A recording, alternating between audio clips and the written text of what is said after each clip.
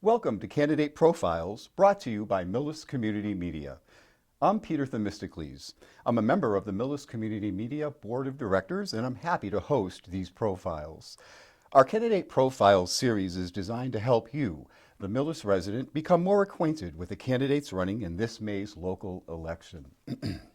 All the candidates, opposed or unopposed, were invited to our studios for 15 minutes to answer questions submitted by Millis residents. I will ask the questions on behalf of the residents and will allow approximately 1.5 minutes for each answer before moving on to the next question. Each candidate will have 1 minute at the start and finish for opening and closing statements. Now, joining me now is Autumn Richard, a candidate for the Select Board. Hi, Autumn. Thanks for coming in today. Thank you.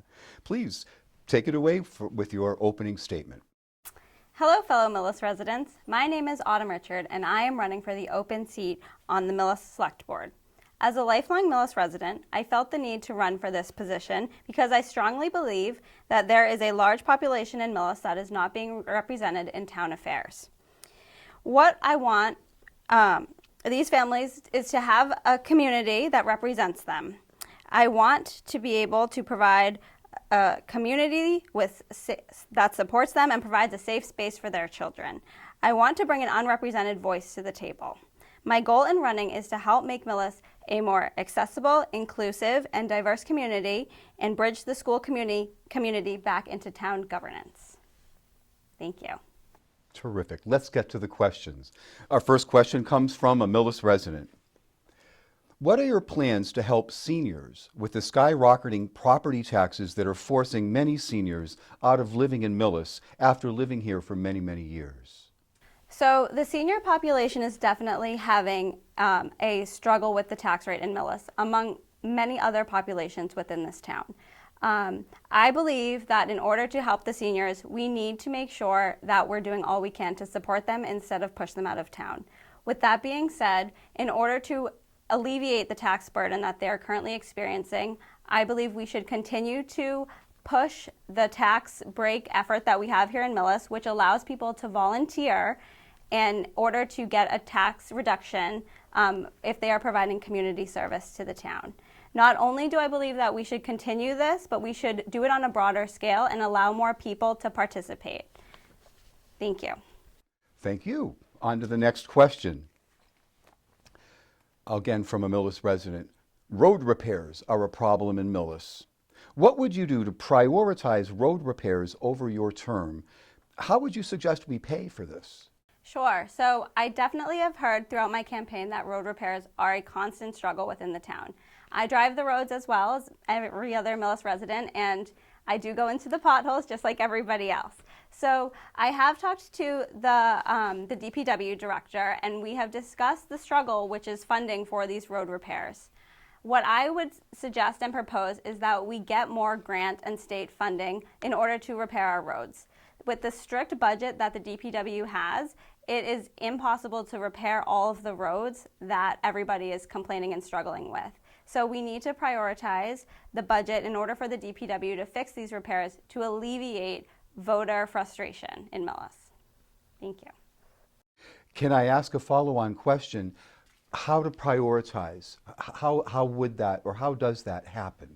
Sure. So I think in order to prioritize the roads, I know that we do struggle with the budget within the DPW. And my thoughts are to create a plan and partner with some existing towns to increase and improve our roads, whether it be a shared service between the towns or shared resources between the towns in order to fix ours, and we can provide something to the other towns in return. Okay. Thank you very much. I know that was a little unplanned. Appreciate that. What are your priorities? The next question. What are your priorities for your term as a select board member? Please be specific and tell us how you'd accomplish them. Sure. So I have 3 main priorities that I want to get across to the townspeople. The first one would be the tax burden we're all facing within Millis.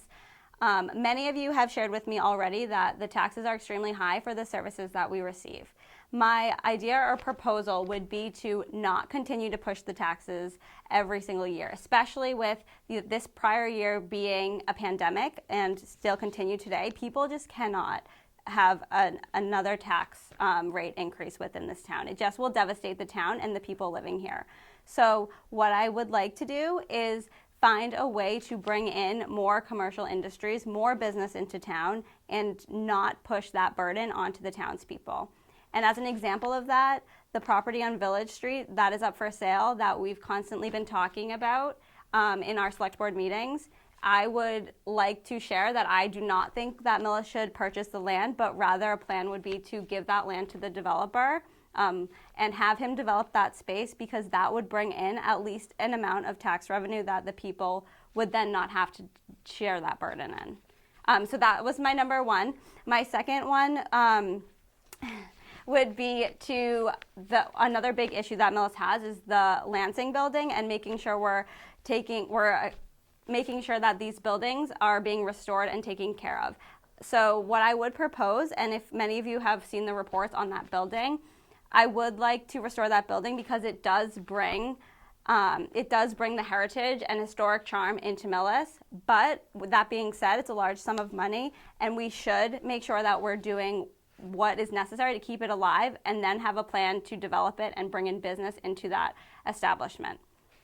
Lastly, one of the other main issues within the town is the parks, the recs, the road. So what I think is another big issue is that we need to make sure we're sharing all the knowledge within town of these resources that we have here. We have great parks, we have a great recreation program, but we need to do more of letting the townspeople know and do more events that bring people out of their homes to visit these parks, clean them up, and get people involved in participating in keeping this town a great community.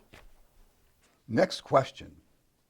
The MAPC recently created an open space plan for Millis. What do you see as priorities under this plan? So I think one of the main priorities under that plan is that we continue to keep the space that we have without pushing out, those beautiful spaces for our children to play, the animals, the trees. I think all of that is great. And I want to keep that open space, but I also think that we need to make sure that we're developing the space that we can without creating kind of a divide between that open space versus industry coming into town. And a number of developers that have come into Millis have agreed to keep open space on their properties. I don't know if any of you have been to Glen Ellen, but they have a great walking trail now for anybody in the town to go and walk. They've got beautiful trails. You should definitely head over there. And similarly to what's going to happen on Village Street, if it gets approved, they will keep open space as well. So I think we need to continue to utilize these resources that Millis has, because it's a great place for our families, but we need to do it in the best and smartest way possible. I'd like to add, I was unaware of public walking trails at the Glen Ellen site, and I think that's something that absolutely should be promoted in some way. And the next question, what is your opinion of 40B? What do you think is in Millis's best interest to attain 10% affordable housing? So I'm sure many of you know, but Millis is currently not reaching that 10% goal. And we are behind, and should people come into town to look at that, we could get fined for not having those affordable housing units in our town. And I think the best plan would be is to mandate it so that whenever a developer comes into town, they have to put the number of necessary affordable housing units in their development. And we should be doing this. We should have previously been doing this so we were up to standards within the governance that makes these rules. We need to make sure we're in compliance, or else it will negatively impact our town. The Charter Review Committee recently presented their report to the Select Board. One of their suggestions was to expand the Select Board from 3 to 5 members. What's your response to that? What do you see are the pros and cons of such an expansion? Definitely. So I want to make this very clear that I definitely agree that the Select Board should be expanded from 3 to 5. I think having 5 members will alleviate some of the pressure and difficulties that the current Select Board has. Now, I'm not sure if you are aware, but The select board team members have to sit in on numerous other committees within Millis and then report back to the select board. Now, having been there's only 3 select board members, it is an astronomical ask to have them sit in on all of these volunteer committees within the town when they also have lives outside of this. And I think in order to continue to have people volunteer and want to be involved, we have to expand the select board team, because that way it will give everybody else more resources, more time, and the ability to sit in and participate in these meetings while also having a life outside of the volunteer town government. And I think it's very important. And also, we should have 5 because it allows the team members, if one member couldn't come, they would be able to still have a quorum and still talk about issues going on. Excellent. If I could return to something you said in your opening statement, who do you feel is underrepresented in Millis? I'm just curious, and that's an unrehearsed question. Sure. So I feel like if anybody has joined a town meeting, such as the select board meeting on Monday, you will see on those videos that there is a certain demographic that participates in these meetings and these committees.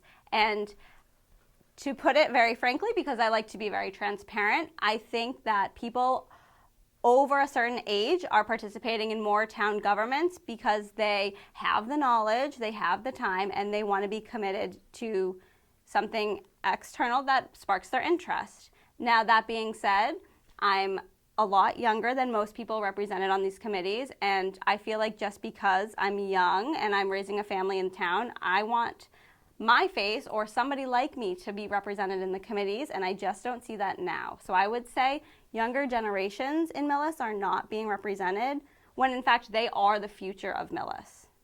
So that is who I feel is underrepresented.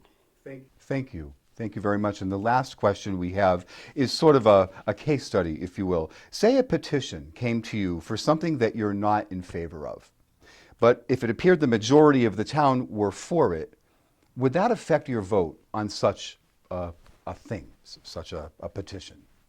Sure. So how I feel about this question is if there is something that's going to overall benefit the town, then we should do it, regardless of my opinion, or if I don't like something, or if I do like something. That's perfectly fine to have an opinion, but it's not about what I want. It's about what's best for everybody living in this community and what's going to benefit everybody, not just one person. So if that were to happen and it seemed like the majority of the town was committed to having that vote and that petition, then who am I to say no to it if everybody else is saying yes? Okay, very good. You have answered all the questions that were submitted, plus 2 additional ones that I kind of tossed in there. So thank you, and you now have your minute for your closing statement. Great, and thank you.